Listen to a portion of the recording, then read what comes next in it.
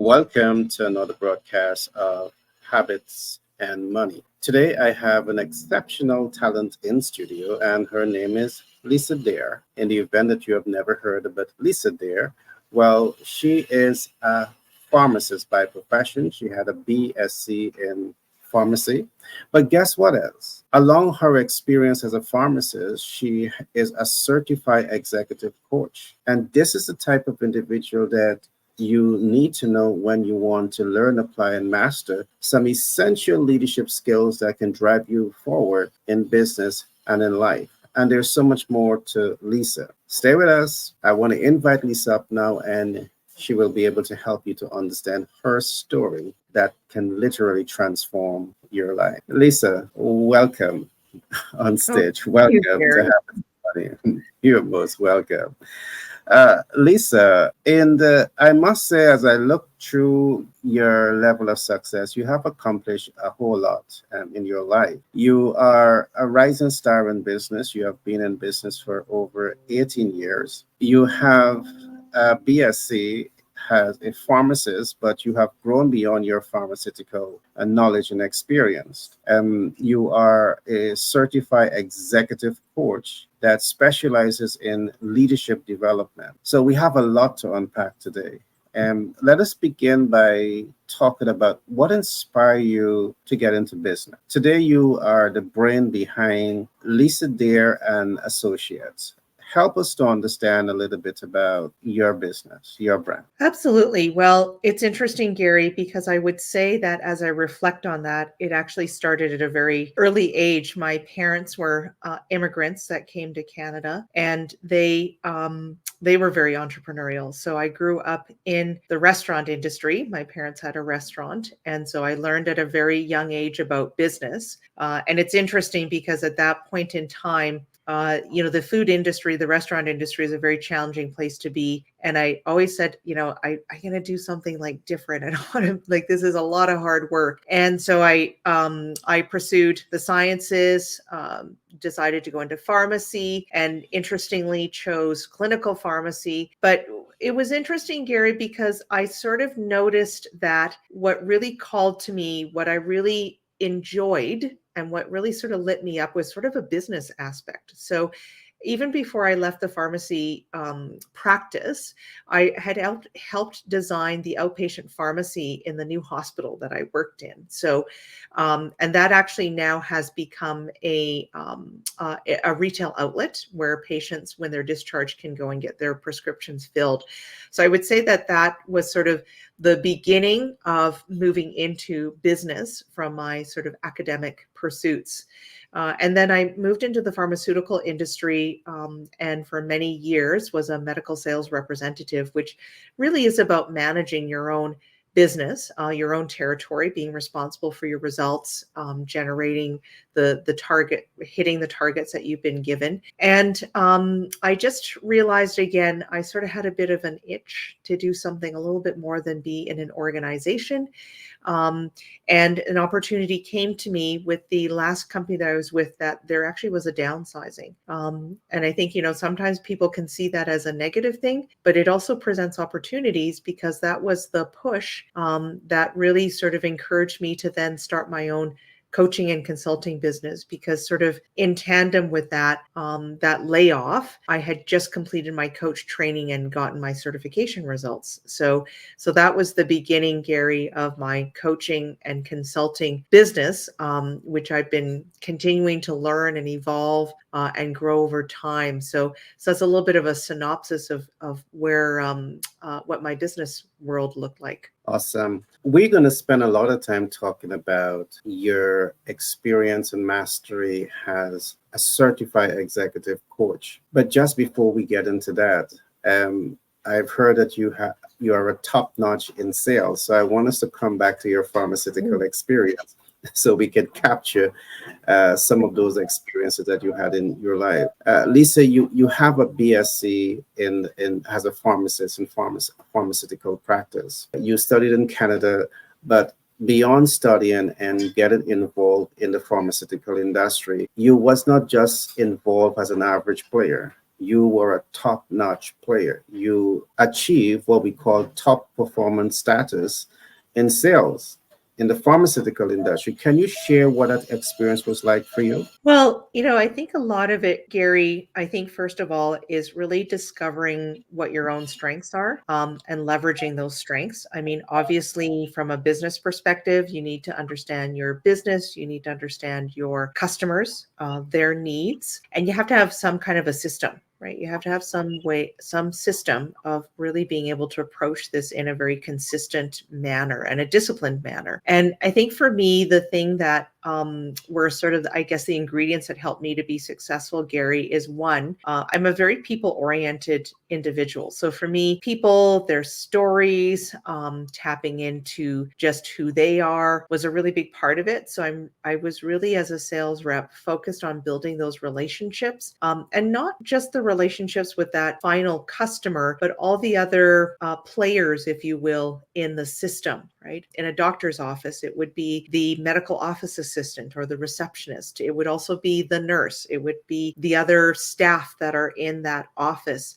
So it's really about creating the connections and the relationships with all of those people. And I think also as well, which might seem obvious, but as a salesperson, it is important for us to really believe in what we're doing and what we are promoting and selling. And in my last role, it was vaccines. And I do believe that vaccines, despite, the debate that might go on around them, they have been a significant advancement in medicine and they've done so much good around the world. And so really being rooted in something that I believe in. And at the same time, what I thought about as well, Gary, was how do I do things that are a little bit different, right? The sort of standard is, as a rep, you go into the offices, you call on your physicians, you go and speak to your pharmacies and your nurses. But what were some different things that I could do? So I created partnerships with a major pharmacy chain.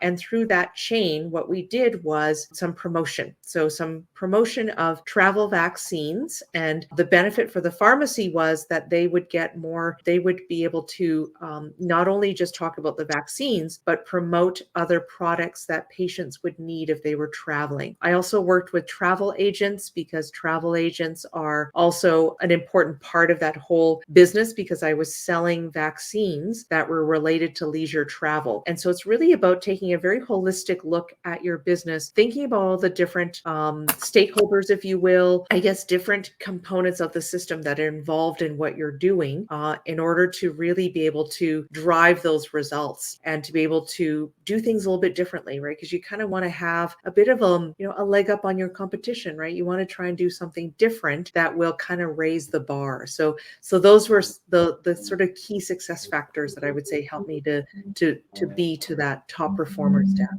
I must say, I love your lingo, leg up on the competition, and it really tells me that you're into marketing and sales. What I love also about what you said, you really took the time to understand your clients. You really took the time to build relationships, and as you made mention of those things, what came to mind immediately is the different marketing styles that we have, the different sales strategies that we have, and what I see in marketing, you have traditionally what is known as the push factors of sale, and this is where you try to make the hard sale. And then we have the pull factors of sale. This is where you try to use influencer marketing to attract. And then it's where you have a combination of using the push and the pull factors of sale. In listening to you, it tells me that you were using both of them, and it also tells me that you were pretty good at what you were doing because you didn't only make the sale, but you achieved top performance status. So I want to say kudos and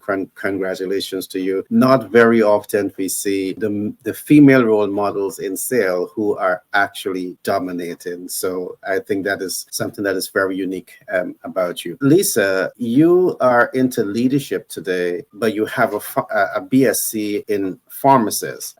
Tell us what created that transition from your knowledge as a pharmacist into leadership and executive coaching. Yeah, I love that question, Gary, because I get that a lot. Sometimes I'll get in front of my classes and you could could just see on their faces, they're going, pharmacy, now you're going to talk to me about leadership, right? So they're kind of trying to make those connections. And so first, I would say for people viewing this, Gary, one of the most important things that I would stress is that we don't need to be defined by whatever sort of path that we might have chosen in terms of our background and study, because really it's about what are those transferable skills that we have. And because your program is about habits and money, is about what kind of habits do we create, right? So mine is around lifelong learning. And I think, it's also about mindset, right? Habits and money is also about what kind of mindset do we have, right? Do I have a mindset that is a growth mindset, or do I have a mindset that's a fixed mindset, right? From the work of Carol Dweck. And so for me, honestly, one of the very early experiences in my career that shaped my real desire to pursue work in the leadership field was because I had bad bosses. And I'm sure Yeah. many of us could relate to that, right?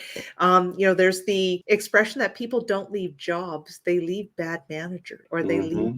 bad bosses. And in my case, Gary, I saw so much of that where I just knew intuitively these were not good bosses, right? I didn't feel motivated. I wasn't inspired. I didn't feel like I got the support to pursue different projects or initiatives that could have made the environment and the patients that we serve better. And so that really was the push for me to really learn more about leadership. And I think, it was about persistence, because absolutely, right? Because somebody sort of looks at me and says, so how's a pharmacist going to help me to be a better leader, right? Or why would we hire you as a consultant when you don't have an organizational development background, or you're not a psychologist, or whatever it is that they might think is a more appropriate background. But I consumed a lot of information around understanding what is leadership, right? What are some of the sort of foundational kinds of gurus of leadership. I started off small by taking just very sort of junior assignments to get my feet wet. And I just grew it from there, Gary. Now I'm proud to call myself a leadership practitioner because I've gotten certifications. And as I said, there's always been lifelong learning. And I think it's also about being humble enough to learn from those around you. It's okay to admit when you don't know something and be willing to ask and to learn. And I love to observe others and what they're doing and learn from that. And I love to share.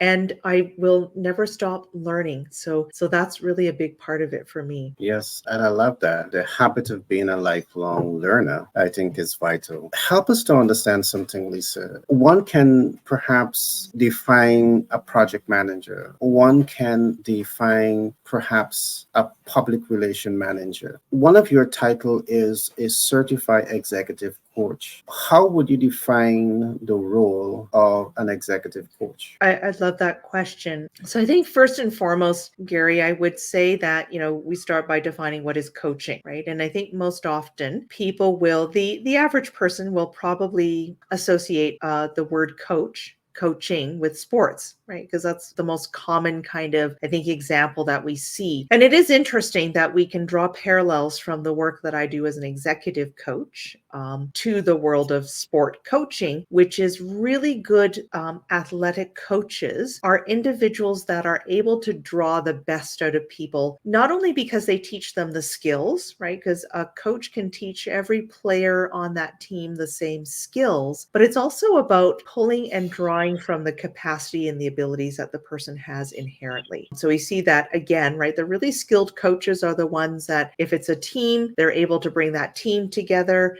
that it's not just one individual that, is the rising star that everyone falls upon, but they work as a team together. But it's really that ability to draw on what Timothy Galway called the inner game. Timothy Galway is very well known for having written a book called The Inner Game of Tennis and many others since that time. And that was one of the very early pioneers of coaching, was that he was really drawing on those innate inner abilities that people had. How do we tap into that inner potential? And that's really a big part of what coaching is, Gary. I see myself as a thought partner, sometimes an advisor, but it's really to work alongside my clients. And particularly for executive clients, it's often to be a sounding board. I work with clients at all levels of organizations, including the C-suite. And of course, once people get to the C-suite, being a CEO CEO or COO or CFO, it's a lonely place to be. The challenges and struggles that they have, they don't have a lot of people that they can go to share or to get support around. And so there's a lot of different hats that I might wear as a coach, but it's really there to be that, as I said, thought partner, support, advisor, collaborator. And it's through an approach of asking questions, making observations, helping people to reflect, gain new awareness, that it helps them to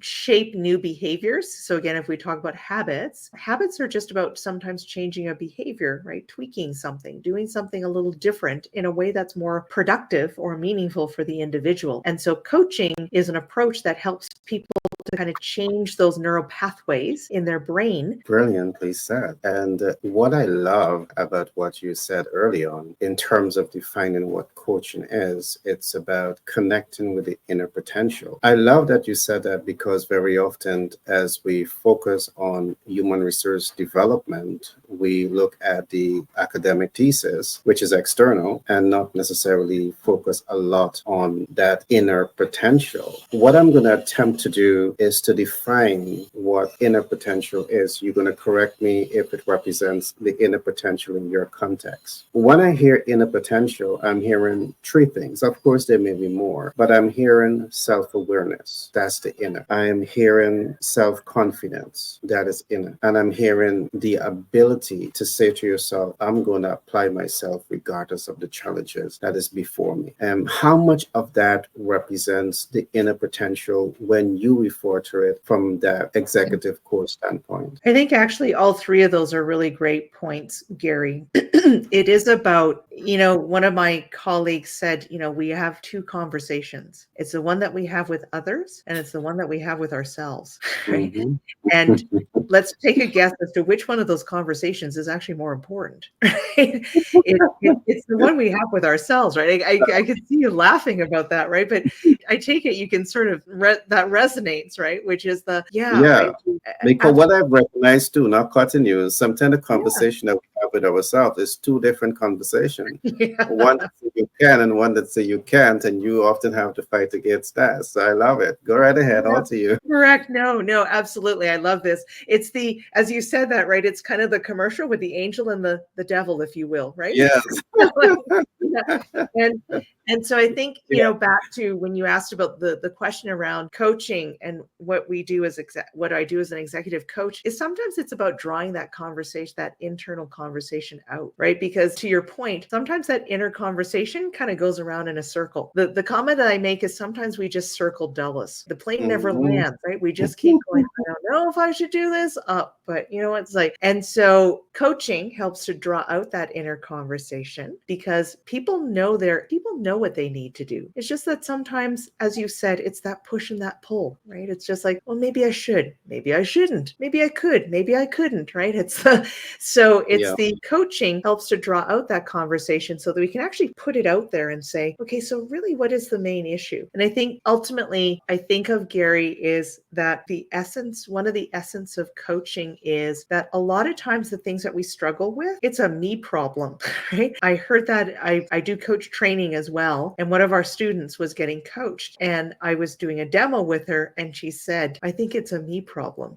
She's an HR practitioner and she was talking about having to have a difficult conversation with somebody and she wanted to talk about how she was going to go about this. And just through the conversation, she all of a sudden, in the middle of the conversation, said, I think it's a me problem, which I believe, if we were honest with ourselves, many times it is. You're perfectly correct. Can you talk to me a little bit about your business? I would love to know more about your business in the context of leadership development. So someone says, hey, we have Lisa there and Associates, and she is a major player in the leadership development space. Help us to understand what are some of the key benefits that anyone can get in the collaborating, working with in your operation. Well, I think you hit on something, Gary, which was you mentioned the word self-awareness because you said, when I think about inner potential, I think about self-awareness. And that is such a big part of it, Gary. So any kind of leadership development work that I do will have an element of self-awareness. And that's really where we start with anybody. And And why is self-awareness important? Well, if we are not aware of the kind of impact that we're having on people, how do we know, right, that we're actually achieving the goals or getting to where we want to go? And so one of the very fundamental relationships that I'll talk to my clients about is understanding the relationship between intent and impact. And so benefits, right, I would say a big one is gaining a greater sense of self-awareness. And that helps people to show up as better versions of themselves in a professional realm, but also in a personal realm as well. If I'm not conscious of how I might be impacting others, if I have a behavior, if I have a thought pattern that is negatively impacting people, until I become aware of that, how do I even start to make the kind of changes that will move me in a direction that I want to go? And so that is a big part of it. In addition to that, Gary, I like to marry what I would say is sort of the personal development side with very practical kinds of tangible actions that people can take. For example, I can share with you just a client right now that I'm working with who has stepped newly into a C-suite role from a senior managerial level role. And for him, the big transition is moving from more of a very strategic, tactical individual to somebody who is more visionary and more people focused, right? And for some people, that can be a big gap to try and bridge. Not impossible, but depending on the individual, that might be something that requires a bit of effort and intention to get there and support. And so in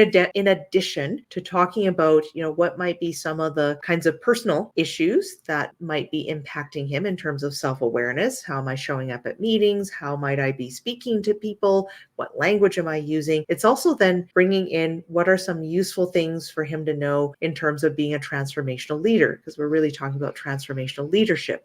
It's about how to craft a vision, right? It might be about how to, communicate more effectively, how to listen more effectively, right? And then how to create direction, alignment, and commitment so that I can give my clients very specific tools that they can actually use in their day-to-day as a leader. So those would be some of the things, Gary, that people could expect to experience and benefit from working with me as a coach. There's two things that you said that I really love, and it tells me that you have a very clinical approach of analyzing what leadership is in your context. And first of all, you mentioned intention and impact. And I do believe as a leader, it's so important to have that intention and impact. I look at some similar concept, and I look at intention and impact across 4 ecosystems. I'm going to share them briefly with you. As a leader, I believe that we want to impact our team players because they're an essential part of the equation. You want to impact the client from a marketing standpoint. You want to impact the client. You want to impact the public because the public have an opinion of you. You may be influencing highly influential people that can be 4 persons to you. So as a leader, you want to know that you're perhaps in their good books too. And the last point of impact, intention and impact that we look at is how you're going to also impact the sustainability and growth of the institution itself. But then you went on to say something else. You talk about the theory and the practice of self-development. And I really love that because very often as we talk about leadership development, I do believe that people are exposed to the theory, not necessarily the practical approaches to harness your full and holistic development. Would you care to talk to that a little bit more in terms of what the theory and the practice of personal development represent? Absolutely right, Gary. So I think there are, and I loved your language of the systems and the ecosystem. I think we can sort of think about ourselves in the same way, right? We are a part of so many different systems, right? Yeah. And so the system of self, I believe, one is we could talk about sort of the intellectual self. We could also talk about the spiritual self. We also talk about the physical self, right? So because you use the word holistic, which is a great way to describe it. And so it is about as a leader, paying attention to all those different, whatever we want to call them, right? Those different dimensions of self. But yes, self-development has to do with not only the knowledge and information that I accumulate over time to continue to be relevant, and ensure that I understand what's going on with my organization and how do I continue to support it in the right direction, and make good decisions.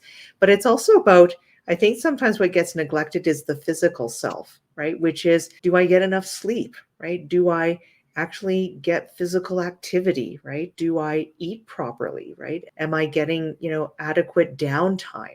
For example, as leaders, one of the things that leaders are engaged in is a lot of what my client called deep work. In order to be strategic, strategies just don't come off the top of our head. They require actually thinking time. So do we actually create space for, but do we also create, do we actually nurture ourselves in a way that allows that to happen? Right. Because I think sometimes people are more conscious of what do I need to do to take care of physical self, but what do we need to do to take care of our mental self? Thinking actually requires a lot of energy. It requires a different kind of work than physical work, but no less taxing and energy consuming. And then there is also our spiritual or emotional self, right? What are we doing to nurture that part of ourself, right? Do we engage in are we connected to some kind of a spiritual practice, right? Do we engage in mindfulness activities? Do we take time out to be in nature? Any of those things could be really important.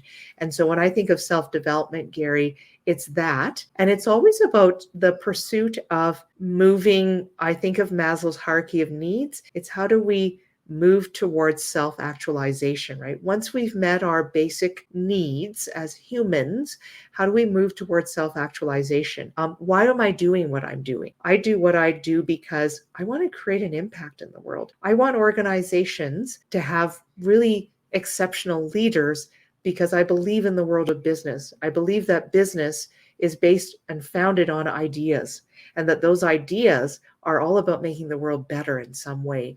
But we need to have really powerful, exceptional leaders making sure that they can carry out that mission. So that's kind of what fuels me. Lisa, I really love your mind because you have, I would say, a different approach in how you go about dispensing and integrating your leadership content across the various companies that you are interfacing with. Now, let me say why I'm saying this. Traditionally, you might find the average person you have a leadership content, but then that leadership content and self-development content has nothing to do with the sleep-wake cycle. But you have touched base on something that is so important, because what we have learned is that from the sleep, you have an increase in melatonin. And because you have an increase in melatonin, it translates now into daytime serotonin, which is the daytime neurotransmitters, your executive motor skills, the ability to think clearer, the ability to apply yourself better. And all of this complements significantly your leadership ability. If you're always tired because you're not getting adequate rest, you can't function properly in the organization. But that's not the only good thing that you said. And I really want us to talk about this a little bit, because you talk also about applying self. And sometimes what I see happens, I don't know if you ever encounter this in your experience. You're interfacing with an individual that is a subject matter expert. They have the knowledge, they have the expertise. But what they don't have is the connection between knowledge and leadership. That's the application. That is getting out there, applying yourself, just like how you did it. And you became a top performer. And sometimes you may understand sales, you may understand marketing, but the ability to get out there and apply yourself, sometimes there's a disconnect between those tools. And I see that the role that you are playing in terms of empowering persons to become leaders is an essential gap that is being filled. What is your experience like in terms of working with people with the knowledge, but then the application leaves more to be desired? It's a great point, Gary, because often what we do see in organizations, or what I've seen in organizations, is to your very point. We have subject matter experts, right? They become SMEs. It's kind of the progression of our career, right? We start off as somebody junior, we gain experience and knowledge, we become really skilled, and then oh, Gary's the guy we go to troubleshoot this thing, right? Because he's got all this knowledge. But you're right, leadership is a very different thing. So I would also share that one of the definitions that I often use is I like to distinguish between management and leadership. Management is about getting work done by people. Leadership is about getting work done through people. And so there's a very important distinction there, right? And I think what you're speaking to is when people are very transactional, that's management, right? Gary, I need you to get this report to me, right? By the end of the day, right? Mary, I need you to make sure you take a lunch break for half an hour, right? They're very transactional things versus leadership, which is about vision, right? It's about how do I inspire? How do I tap into what motivate, what engages people so that they're motivated, that they give me that discretionary effort that they hold back if they're not interested, right? And so in bridging that gap, it's about often, Gary, it's about helping people to cultivate interpersonal skills, right? Obviously, the role of emotional intelligence becomes quite important. And in fact, now they suggest that there's another intelligence called relational intelligence, which is about the ability to connect, right? To create relationships. Because again, I think sometimes it gets overlooked in terms of the value and importance of actually creating really strong networks and relationships, not only within your organization, but maybe also outside of your organization with clients, right? With even your competitors, right? Other people in the industry, depending on what it is that you do. So definitely, I think that's often the bridge that we have to cross and strengthen for people that have technical expertise, but they're lacking that sort of people leading expertise. Fantastic. And I love, throughout your presentations, you're dropping gems, and I just have to touch a little bit at there, right? I love that you also mention relationship intelligence, because one of the things that I often talk about is that we rise and fall on a number of things. We rise and fall on relationships, we rise and fall on habits, we rise and fall on leadership. So I really, really love that you have mentioned that. Lisa, you are successful in your field, and I can feel you. You are a knowledge worker. You know what you're doing. What is your future plans, your short-term plans? Is it about expanding your market share? Can we talk a little bit about that? Yeah, so I think, what, Gary, I mean, one of the things that, certainly I think any business always looks to is to grow revenue. So I certainly that's one of the things that I'm looking at is, growing my revenue. But it is also about expanding reach. I think just, having these opportunities to have these kind of conversations with people like yourself, and I love your interview style, by the way, you're an excellent interviewer, is that it is about, Yeah. I believe in what I do, and I believe it can do a lot of good. And I want to bring that impact to the world. So I want to continue to expand my reach. I would love to very much take this globally so that I can actually support across the world, because all the different parts of the world are growing, right? And there's so much happening. And I think that this is such important knowledge to distill across the borders, that there should be no borders to this. We need leaders everywhere. And so I see that as something that is part of what I want to do. I work with a lot of internationally trained professionals, and I love learning from them and hearing what experiences they have coming from their different countries. And so that's the next piece for me, is to really take this and put it onto the global stage and be able to reach more people with this. Well, I love that. And I'm absolutely certain that you have a lot of value and to add to corporate leaders. And based on everything that I've heard, and I'm quite certain that they can listen to this program and they themselves can deduct the wealth of knowledge that you have to share.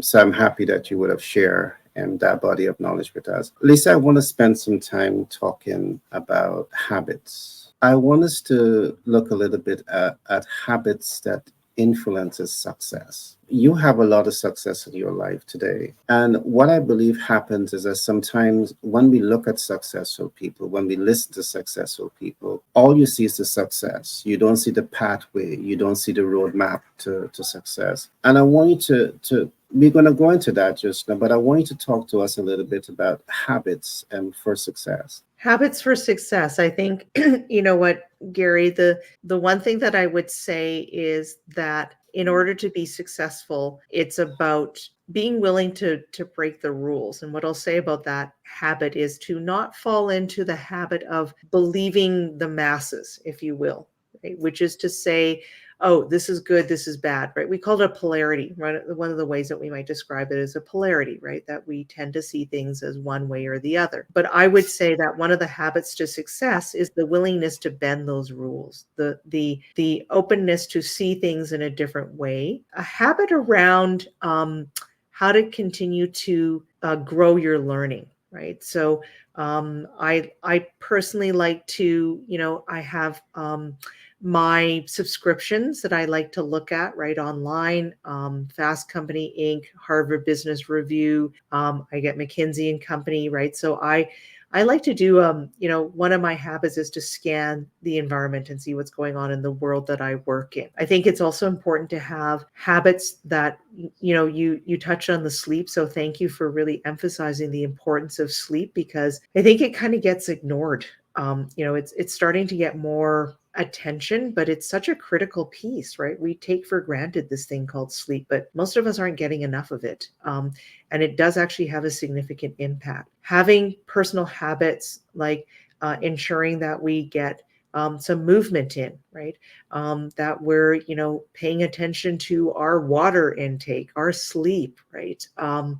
You know, I think also as well, when I think about that, it's also what we're choosing to consume. And I don't mean just food, but what are we consuming mentally, right? Am I death scrolling, right? Or am I actually being very intentional about what kind of information I'm consuming? Habits around just protecting time. So, one of the things I've had to learn, Gary, is I love to say yes to everything because I'm just somebody who loves to do all this stuff and I love people, but I then have to be very protective about so that's another habit, right? And one thing that I like to do is to sort of pick an area that I'm going to read a book on. I had a colleague who did this. Every month, he picked a business book to read. So just keeping up with that, those would be some of the habits that I have that I've implemented in my own practice. I love it. Can we talk a little bit about success? With the level of success that you have attained, you are successful academically, you have a BSc as a pharmacist, you have 18 years of success in business. The average, rising star in business don't even succeed to reach 5 years. You have been successful in this. You are a top performer in sale. How would you define success? So, success for me, Gary, is more qualitative than it is quantitative. So, yes, I'm not going to say that the money piece isn't in there. For me, success is, am I doing something that I truly love and is meaningful? Is it making a difference? To the people that I serve? Am I living a life that's in line with my values and the things that I hold important? Do I have the opportunity to cultivate and be in relationship with people who I enjoy being with? So, my family matters. So with the lifestyle I have right now, I have the ability to be there for my family. I have an aging parent, and I'm able to care for her and provide her the support that she needs. The ability to live comfortably by my standards, right? And they're different for everybody. But I know that I can very easily do and pursue whatever I want without having to worry. And so for me, those are markers of success. Is that sort of quality of life and the things that really matter to me. Okay. I now want to ask you to tell us some of your secrets. Can you Mm. tell us your blueprint for success? I would love to. The secret sauce, right, Gary? The sauce. um, that's such a great question. I love how you framed that. Gary, you said something earlier which is really important, which is people should never assume that when they look at somebody from the outside, they're like, oh, that must have been easy, right? The Staples commercial with the easy button. There is no such thing, right? So I think, one of the most important things that I would say that I've learned and cultivated is resilience, right? How do you roll with the punches, right? Because entrepreneurship is like this, right? It's like being in business is like it's a roller coaster. That's the, And yeah. if you don't have a guardrail and you don't know how to hang on, it could be fatal. It could be very Good. difficult. So I think first of all, you accept that that's what it's going to be like, that it's not always going to be smooth, and that you honestly you learn how to make lemonade from lemons, and you learn how to scramble eggs when the eggs get broken. Right? It's the you build resilience so that you can always pick yourself up, dust yourself off, and keep going again.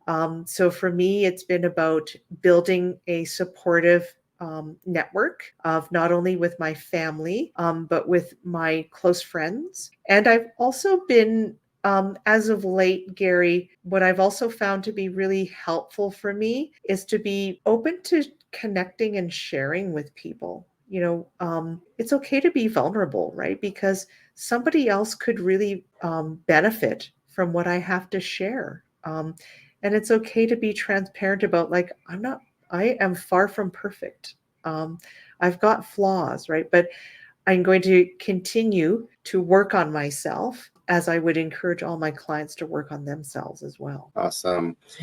I want us to talk a little bit about what you attempted to look at just now. The pathway to success is not easy, it's up and down, there's ins and outs. What are challenges that you had to overcome to be where you are today? Yeah, I've had I've had a number of challenges both professionally and personally. So, when I entered into the pharmaceutical industry, I had no sales experience. So overcoming that, and dealing with a toxic boss in that industry, but not letting that affect my self confidence. I guess somewhere deep inside of me, Gary, there was always a voice that said, don't let them keep you down. Keep trying until you feel like you've exhausted it and maybe it isn't your thing. But somehow I think it's about being your own best friend. You got to start with yourself and the relationship with self. I've also had to deal with personal loss as well. Early in my early 20s, I lost my younger brother very suddenly. He was injured quite badly in a motor vehicle accident and passed. So I learned from a very early stage in my life, Gary, what it's like to deal with tragedy. Right. And I think, the gift of that, and of course I miss him every day, but the gift of that was I saw life in a different way. All those things that seemed to be such a big deal became so trivial, right? It's like not that I was, disrespectful of people and their issues, but it's like, honestly, and I don't mean to sound blunt, but when you've had somebody die, it's like that's probably the worst thing that most people can experience. So anything kind of next to that, it's not really so bad, right? It's like, oh, you got to get a new job, like, okay, like your car needs to be fixed, that's okay. Right? It's like it just gave me a different perspective. Yeah, I agree with you. You know, the loss of a loved one is could be very devastating. So I want to say, sorry to hear about the loss of your brother. But you're here, you're strong, you've pushed through that. So I must say I admire you for having that strength. Lisa, as you look back your life, some of your challenges, do you have regrets? And do you think that those regrets are holding you back or are they pushing you forward? There, you know what, Gary? I don't, right? And it reminds me of a great book by Dan Pink where he talks about the power of regret. So what we can do with regret is we can use that as a piece of learning. What have I learned from that regret? So yes and no. So I should really reframe that question to response to say yes and no. And in those times where I've had regrets, Gary, I've then taken that, kind of like Dan Pink says in his book, and used it as a way to do things differently moving forward, right? So, for example, I had a very close friendship with somebody that I worked with, which fell apart due to just some changes in our work environment. And I've always regretted maybe not being as truthful as I could be with her. I just kind of distanced myself from her. She became very unhappy. She became very almost toxic, and I just had to move away from it. But I was younger at the time, and I don't think that I handled it as well as I could now. And now, Gary, I would handle that differently,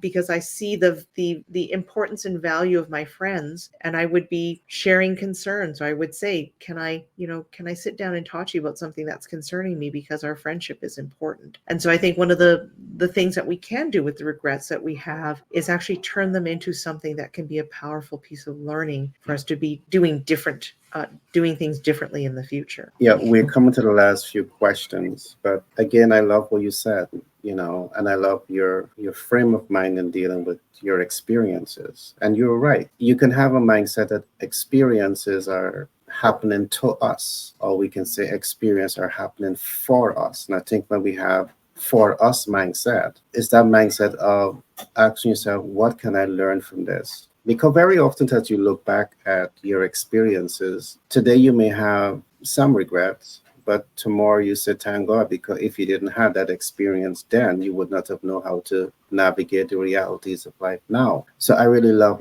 how you reference that. Lisa, talk to me a little bit about, what inspired you to become an influencer in your industry. Mm. You are in Canada, you're doing well, you're touching lives, you're helping business leaders to transform what they are doing. What really inspired you to become an influencer in your industry? Yeah, that's such a great question.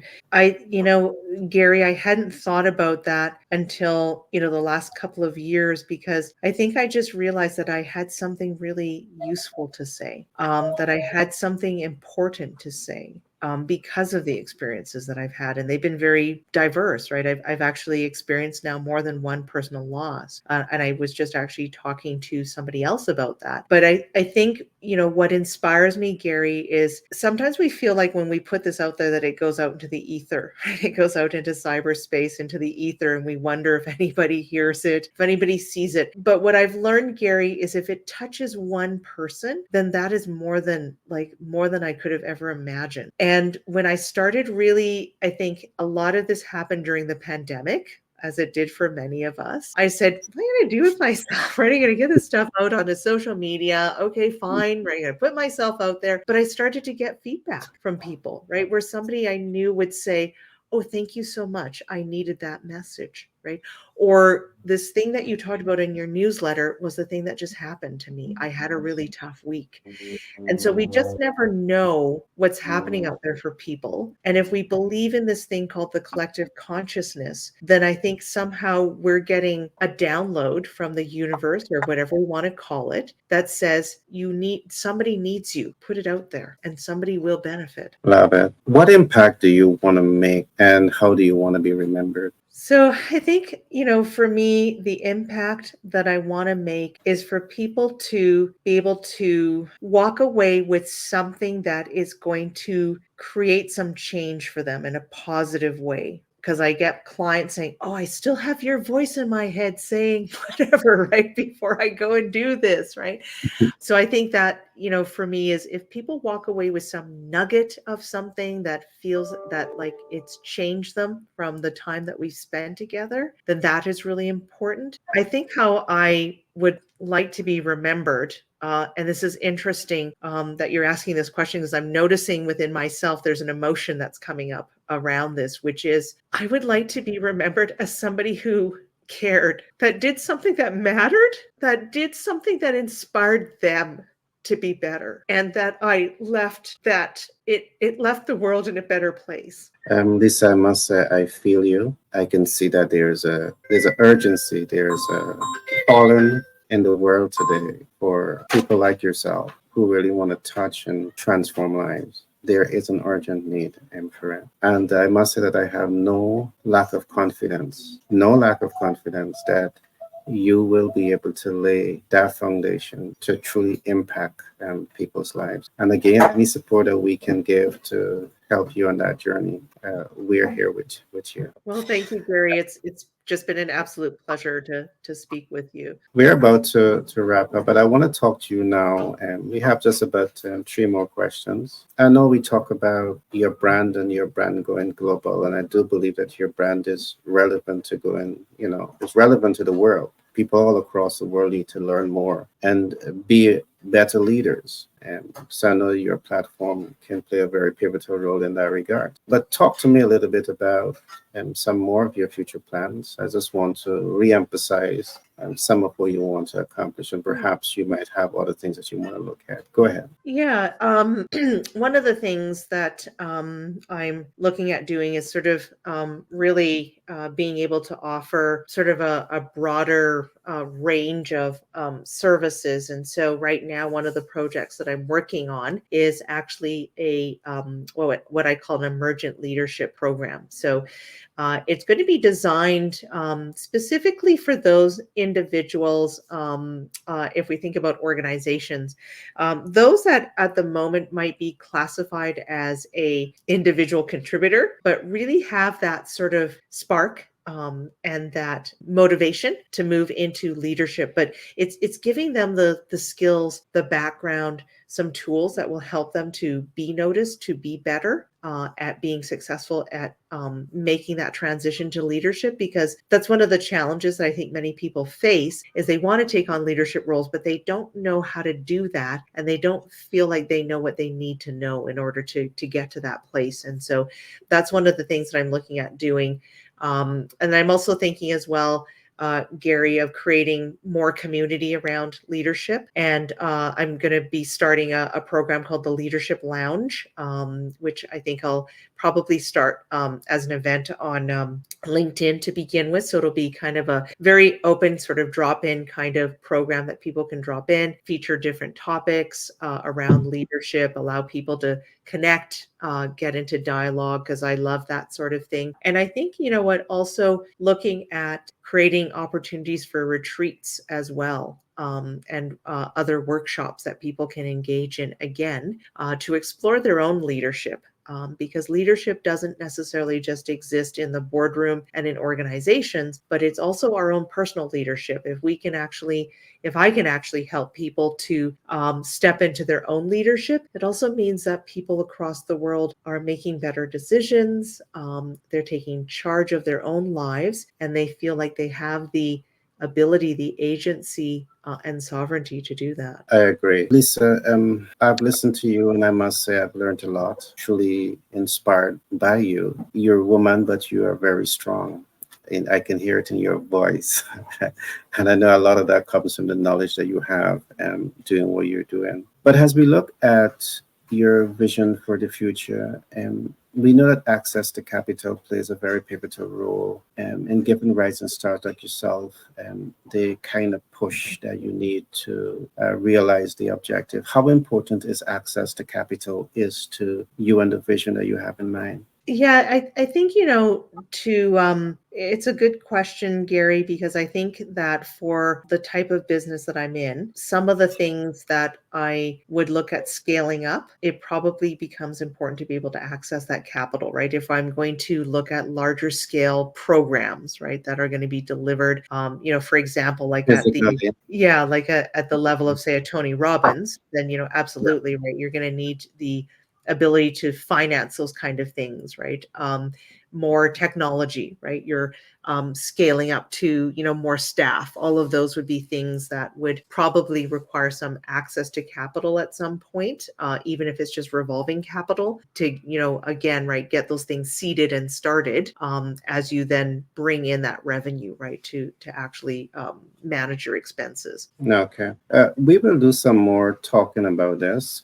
Part of what we do from the US standpoint, and once you have a US based operation, we are able to support you to access capital across all 50 states of the US. But these are things we will talk offline about, and whatever support we can get you to move your vision forward. Again, we are fully here with you. The last question that I want to ask, Lisa, what are essential money habits to have? Okay, well, as I was mentioning earlier, I grew up as a child of immigrant parents, being very, I think, I'm going to say financially responsible, fiscally Good responsible. girl. So, Yeah. really living within the means, right? Living within my means as a business person. Actually tracking your revenue, right? Tracking your revenues to see where you're at, setting targets to see where you're at to those targets. I would say that the other thing is actually having a really good financial team.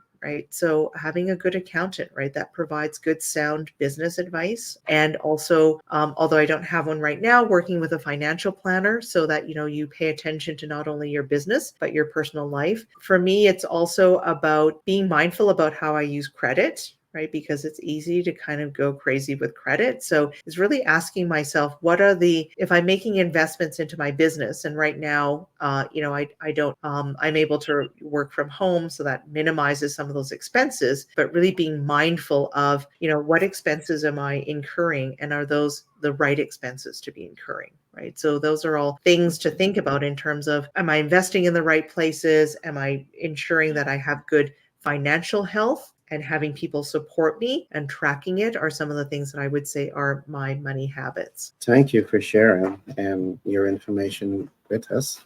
Is there anything that you want to share that I might not have asked? If there's something that you want to say that I may not have asked, I want to give you the opportunity to please do so.